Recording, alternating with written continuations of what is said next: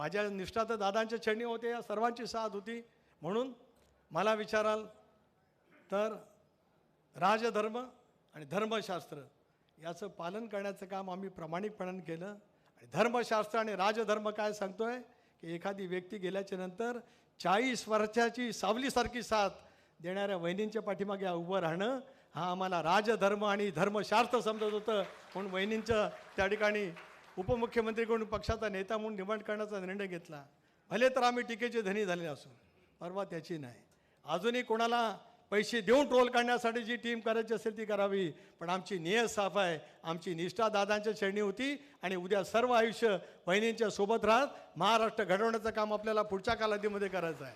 होय, मी आज म्हणतोय की सुनेत्रा पर्व महाराष्ट्रामध्ये आजपासून सुरू झालेलं आहे, हे मी आवर्जून या ठिकाणी म्हणू इच्छितो. हे सुनेत्रा पर्व उद्याचं महाराष्ट्र घडवण्याचं काम तुमच्या सर्वांच्या साथीतून अतिशय उत्तमपणाने बरबट त्या ठिकाणी करेन, याच्यात कोणाच्या मनामध्ये संदेह असत काय कारण. म्हणून आम्ही सर्वांनी मागणी केली